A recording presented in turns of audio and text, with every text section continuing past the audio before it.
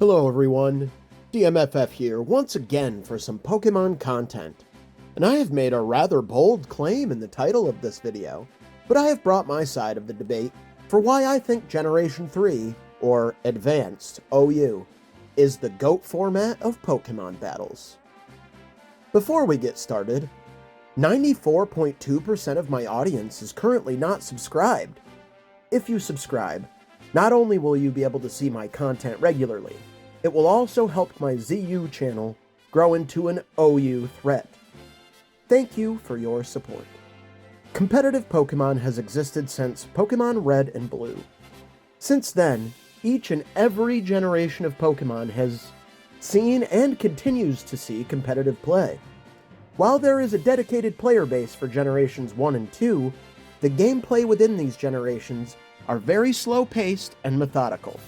While this isn't necessarily a bad thing and actually rewards strategic gameplay, it is also very limiting to variety overall. Later generations such as Gen 5 with Infinite Weather Setters and Dragmag, Gen 6 with pushed Mega Evolutions, Gen 7 with both Megas and Z moves, Gen 8 with Dynamax, and Gen 9 with Terastallizing and Paradox Pokemon have explosive, flashy, and blazingly fast gameplay. Power creep has gotten a little bit out of control. Similarly in Yu-Gi-Oh!, where the early days are slow and methodical, and then the modern game is blazingly fast. GOAT format starts to pick up speed, variety, and nuance, without being 1,000 horsepower, and without sacrificing skillful gameplay. This sweet spot of GOAT format is shared with Generation 3 overused. Gen 3 OU has a healthy central bunch of Pokemon for the metagame that creates the basis of the meta.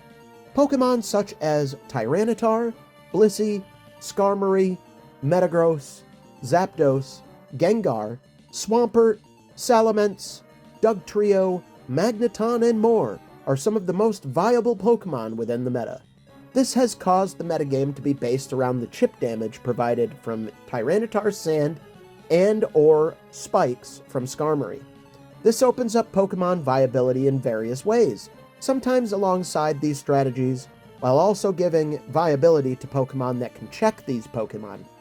Having this as the central metagame presence allows a built-in balancing mechanism for walls with this chip damage.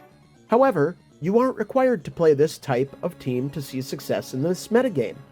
While the tried and true TSS team, which looks to set Sandstorm, Spikes, and spread Toxic, is still very good, it isn't the only viable team set. Spikeless offense teams also see success in this metagame. You are able to lean physical, special, or even mixed offense to great success with the right checks to TSS and stall teams. Superman teams are built stacking many levitate or flying Pokemon on the same team in order to bypass Spikes and Dugtrio's Arena Trap. Superman teams can vary as offense or balance teams that can also utilize Spikes themselves. Trapper teams utilize Pokemon like Dugtrio, Magneton, and sometimes Porygon 2 to trap opposing Skarmory, grounded Pokemon, or even Dugtrio and Magneton in the case of Porygon 2. Trapper teams can also be great rain teams with the ability to trap common Pokemon checks such as T-Tar and Skarmory in order to facilitate a swift swim sweep. Magdoll teams are another form of trapper team used to trap Skarmory and Forretress and reliably spin any spikes away for a strong defensive core that is normally weak to spikes. Finally, balance teams are slower tempo teams, but with a more offensive win condition. Balance teams may use spikes, but it isn't entirely necessary on certain teams. Control with Paralysis, Sleep, or Burn to help facilitate setup sweepers such as Charizard, Salamence, Suicune, Celebi, or even Snorlax.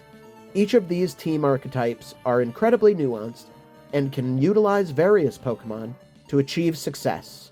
Having such a mixed, varied, and balanced metagame leads to a lot of exciting plays and even some very strange Pokemon that you may not even expect to see play.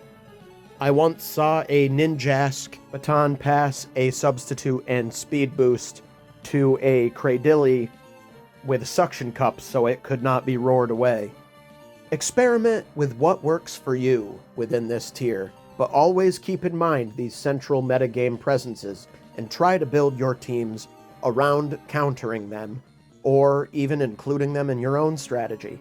I hope you have heard my argument for this being the GOAT format of Pokemon battles. Watch this upcoming gameplay video, and consider giving the format a try. This is a format that I sometimes go back and play a few times because it is a nicer, slower-paced format that is a nice breath of fresh air compared to the blazingly fast metagame that we have today in Generation 9. Thank you so much, and I hope you enjoy this upcoming Pokemon battle. Let me know down in the comments section what you think about Generation 3 Overused, and if you will be joining in on the fun. Thank you so much. Enjoy the gameplay, and have a great day.